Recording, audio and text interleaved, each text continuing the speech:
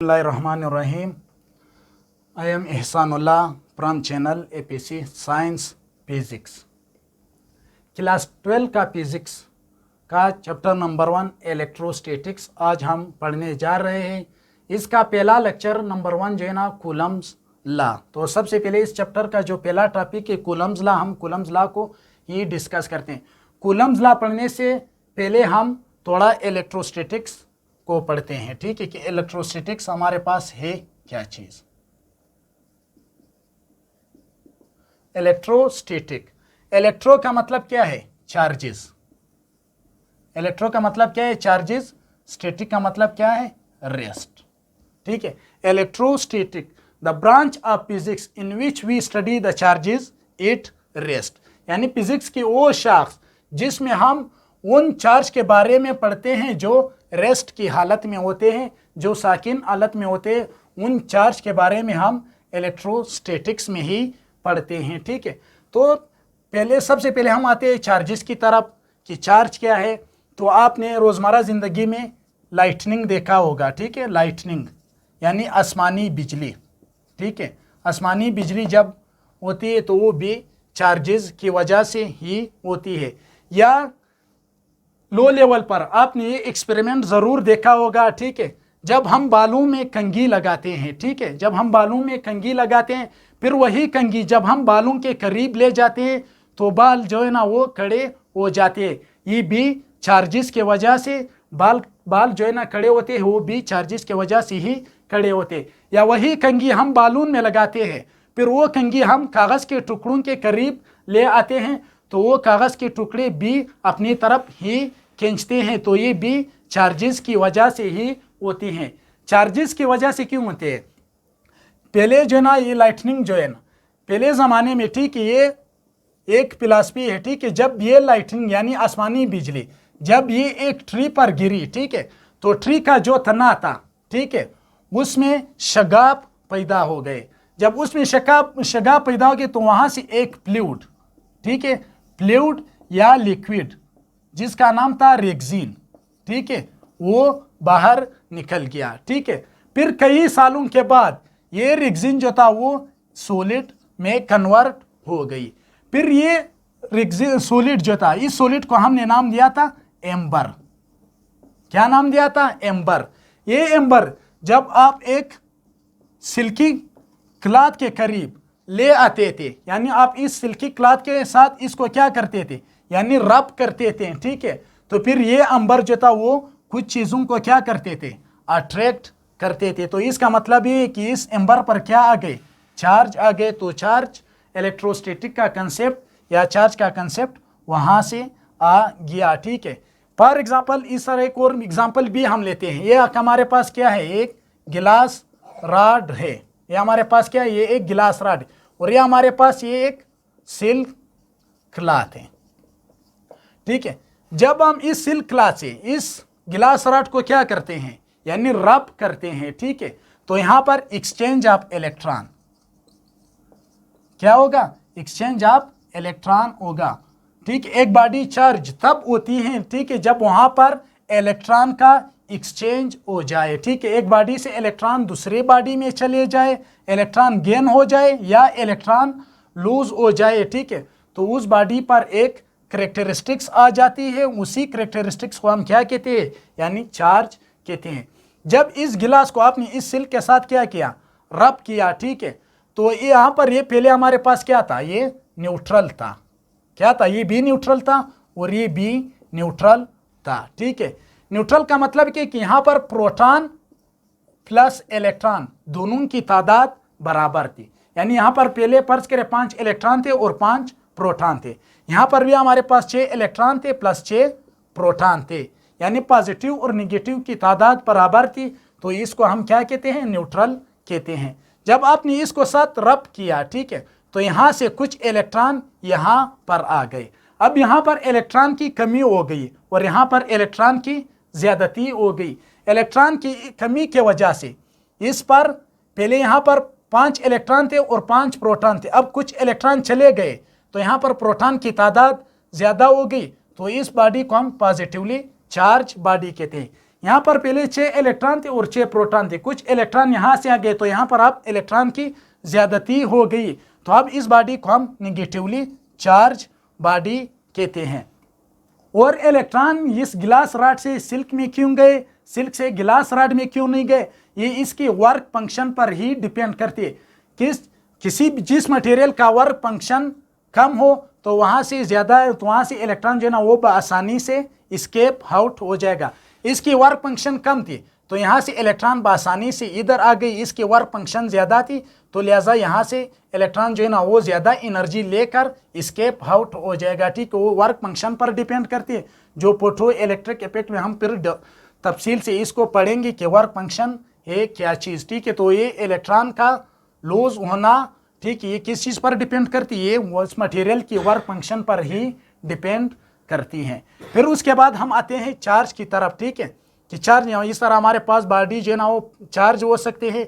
Charge 2-3 तरीकों से हो सकते हैं। एक हमारे पास फ्रिक्शन की वजह से, ठीक है, फ्रिक्शन की वजह से बॉडी चार्ज हुआ, यानी बालून में हमने कंघी लगाई, फिर उसको जब हमने बालून के करीब ले आया तो बाल जो है ना वो खड़े हो गए, तो इसका मतलब है कि यहाँ पर चार्ज किस चीज़ की वजह से हुआ, फ्रिक्शन की वजह से हुआ।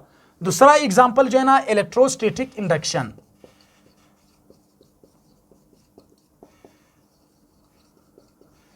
जब कंघी को हमने पेपर के करीब लाया, ठीक है, यानी पेपर पीस के करीब लाया, तो वो पीस पहले हमारे पास क्या थे, न्यूट्रल थे, यानी वो इंसुलेट अनचार्ज थे। ठीक है, जब हमने कोई चार्ज बॉडी उनके करीब ले आया तो ये पेपर पीस जो थे वो भी क्या हो गए, यानी चार्ज हो गए। ठीक है, तो इस तरह फ्रिक्शन और इलेक्ट्रोस्टैटिक इंडक्शन के जरिए हम बॉडी को क्या करते हैं, यानी चार्ज करते हैं। फिर उसके बाद हम आते हैं चार्ज की डिफिनेशन की तरफ।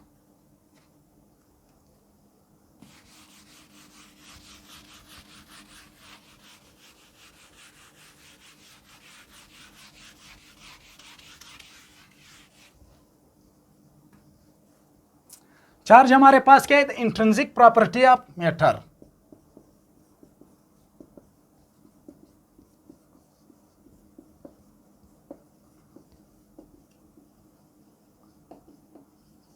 क्या है, intrinsic property of a matter. Intrinsic से मुराद क्या है, द प्रॉपर्टी ऑफ अट्रैक्शन और रिपल्जन, यानी किसी मटेरियल का वो प्रॉपर्टी जो किसी दूसरे मटेरियल को अट्रैक्ट करे या रिपल करे, तो उसे हम क्या कहते हैं, चार्ज कहते हैं। यानी मैटर का वो एलिमेंट्री पार्टिकल प्रोटॉन या इलेक्ट्रॉन जिसमें ये प्रॉपर्टी होती है कि वो दूसरे पार्टिकल को अट्रैक्ट करे या रिपल करे, इसी प्रॉपर्टी को हम क्या कहते हैं, इसी प्रॉपर्टी को हम चार्ज कहते हैं। एक हमारे पास चार्ज के 2 टाइप्स होते हैं, एक हमारे पास लाइक चार्जेस होते हैं, एक हमारे पास अनलाइक चार्जेस होते हैं। ठीक है, चार्ज जो है हमारे पास पॉजिटिवली भी हो सकता है और निगेटिवली भी हो सकता है। लाइक चार्जेस से मुराद ये है कि पॉजिटिव और पॉजिटिव, यानी लाइक चार्जेस जो है वो एक दूसरे को रिपल करते हैं। क्या करते हैं, रिपल करते हैं। चाहे प्रोटॉन प्रोटॉन ले लो या इलेक्ट्रॉन इलेक्ट्रॉन लो, अगर आप प्रोटॉन प्रोटॉन ले लो तो ये भी एक दूसरे को क्या करेगा, रिपल करेगा। अगर आप इलेक्ट्रॉन और इलेक्ट्रॉन ले लो तो ये भी एक दूसरे को क्या करेगा, रिपल करेगा। ठीक है, क्योंकि हमारे पास लाइक चार्जेस है, लाइक चार्जेस हमेशा एक दूसरे को रिपल करते हैं। ठीक है, और एक हमारे पास अनलाइक चार्जेस होते हैं, यानी आप एक प्रोटॉन ले लो और दूसरा इलेक्ट्रॉन ले लो, या एक इलेक्ट्रॉन ले लो फिर प्रोटॉन ले लो। ठीक है, तो ये हमारे पास अनलाइक चार्जेस है। ये चार्जेस हमेशा एक दूसरे को क्या करते हैं, ये अट्रैक्ट करते हैं। ठीक है, चार्ज का जो मैग्नीट्यूड है, ठीक है, चाहे वो हमारे पास इलेक्ट्रॉन हो या प्रोटॉन हो, 1.6 × 10⁻⁻⁻19 कूलम्ब है। ठीक है, इलेक्ट्रॉन का जो है ना हम इसको नेगेटिव शो करते हैं और प्रोटॉन का जो है ना वो हम इसको पॉजिटिव शो करते हैं। ठीक है, अगर हमारे पास एक प्रोटॉन था और एक प्रोटॉन था, ये जितने पोर से एक दूसरे को रिपल करेगा, एक इलेक्ट्रॉन है और ये बी इलेक्ट्रॉन है, वो भी उतना ही पोर से एक दूसरे को रिपल करेगा। प्रोटॉन और प्रोटॉन के बीच जितना पोर से इस इलेक्ट्रॉन और इस इलेक्ट्रॉन के बीच भी उतना ही फोर्स हो गया, क्योंकि इस और इस दोनों की मिकदार हमारे पास क्या है, बराबर है। ठीक है, अगर आप एक प्रोटॉन ले लो और एक इलेक्ट्रॉन ले लो तो वो भी उतना ही फोर्स से एक दूसरे को अट्रैक्ट करेगा।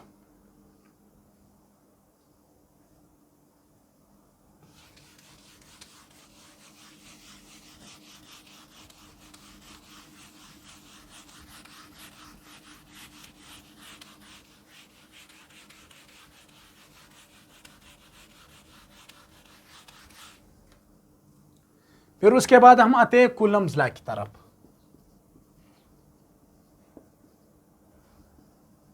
कूलम्स लॉ, कूलम जो था वो हमारे पास एक फ्रेंच मिलिट्री इंजीनियर था। ठीक है, ये एक फ्रेंच मिलिट्री इंजीनियर था। ठीक है, उसने एक एक्सपेरिमेंट किया। ठीक है, इसी एक्सपेरिमेंट के जरिए इसने इलेक्ट्रोस्टैटिक फोर्स मालूम किया था। इलेक्ट्रोस्टैटिक फोर्स क्या है, जब दो चार्जेस एक दूसरे को अट्रैक्ट करने के लिए या रिपल करने के लिए जो फोर्स लगाते हैं उसे फोर्स को हम क्या कहते हैं, इलेक्ट्रोस्टैटिक फोर्स या इलेक्ट्रिक फोर्स। इसने एक एक्सपेरिमेंट के जरिए दो पॉइंट चार्जेस के दरमियान, पॉइंट चार्जेस हम क्यों लेते हैं, क्योंकि पॉइंट चार्जेस की मिकदार जो है ना वो बहुत कम होती है, लिहाजा उनकी इलेक्ट्रिक फील्ड जो है ना वो भी बहुत कम होती है, वो एक दूसरे के इलेक्ट्रिक फील्ड को डिस्टर्ब नहीं करते हैं। तो इसी वजह से हम दो पॉइंट चार्जेस लेते हैं। ठीक है, उसने एक दो एक्सपेरिमेंट किया और इसी एक्सपेरिमेंट के बजरिए उसने दो पॉइंट चार्जेस के दरमियान इलेक्ट्रोस्टैटिक फोर्स मालूम किया था। ठीक है, तो कूलम्स ने क्या कहा, कूलम्स ने कहा कि force is directly proportional Q1 Q2। ठीक है, पहला उसका स्टेटमेंट ये था। ठीक है, चार्ज को हम Q से ही डिनोट करते हैं। उसने कहा कि electrostatic force is directly proportional to the product of their magnitude of charges. ठीक है, इसको आप इक्वेशन 1 का नाम दे दो। और दूसरा उसने कहा F is inversely proportional to the 1/r²। उसने कि चार्जेस का मैग्नीट्यूड जितना ज्यादा होगा तो इलेक्ट्रोस्टैटिक फोर्स भी उतना ही ज्यादा होगा, और अगर ये डिस्टेंस आप ज्यादा करोगे तो इलेक्ट्रोस्टैटिक फोर्स कम हो जाएगा, अगर ये आप कम करोगे तो ये इलेक्ट्रोस्टैटिक फोर्स ज्यादा हो जाएगा। यहाँ पर r² क्यों आ रहा है, यहाँ पर ये इनवर्स स्क्वायर लॉ ओबे कर रहा था, इनवर्स स्क्वायर लॉ ओबे कर रहा था। यानी जब ये हमारे पास Q1 था और ये Q2 था, जब ये डिस्टेंस पहले उसने 4 सेंटीमीटर रखा, जब उसने ये 4 सेंटीमीटर लगा तो इस पर हमारे पास फोर्स लग रहा था तकरीबन सपोज करो 8 न्यूटन लग रहा था। ठीक है, जब उसने ये डिस्टेंस डबल किया, ठीक है, जब उसने ये डिस्टेंस डबल किया Q1 और Q2 के बीच, जब उसने 8 सेंटीमीटर का डिस्टेंस लिया, ठीक है, तो ये फोर्स जो था ये आधा डिक्रीज नहीं हो रहा था, और ये फोर्स जो था ये इसका स्क्वायर टाइम क्या हुआ, डिक्रीज हुआ। ठीक है, जब उसने ये डिस्टेंस Q1 और Q2 के बीच ये 2 सेंटीमीटर रखा, ठीक है, तो ये फोर्स स्क्वायर टाइम क्या हुआ, यानी इसका स्क्वायर टाइम इंक्रीज हुआ। तो इसी वजह से यहाँ पर क्या आ रहा है, स्क्वायर आ रहा है। जब उसने डबल किया, ठीक है, तो 4 टाइम ये फोर्स डिक्रीज हुआ, यानी आधा डिक्रीज नहीं हुआ, 4 टाइम इंक्रीज हुआ। जब उसने इसको हाफ किया तो 4 टाइम ये इंक्रीज हुआ, यानी स्क्वायर के लेवल से ये इंक्रीज और डिक्रीज हो रहा था, तो इसी वजह से यहाँ पर स्क्वायर आ रहा है। ठीक है, तो पहला स्टेटमेंट इसका ये है, दूसरा स्टेटमेंट ये, इसको इक्वेशन 1 का नाम दे दो और इसको इक्वेशन 2 का नाम दे दो। अब दोनों को आप कंपेयर करो, F is directly proportional Q1 Q2 divided by r²। ठीक है, अब प्रोपोर्शनल साइन को खत्म करो, F is equal to K Q1 Q2 divided by r²। क्या हमारे पास क्या है, K जो है ना ये कूलम्स कांस्टेंट है, क्या है, कूलम कांस्टेंट। K की वैल्यू हमारे पास क्या है, 1/4 पाई एप्सिलॉन नॉट के बराबर है। तो इसी वैल्यू को आप यहाँ पर पुट कर लो, F is equal to 1/4 pi epsilon not Q1 Q2 divided by r²। ये हमारे पास क्या है, कूलम्स लॉ है।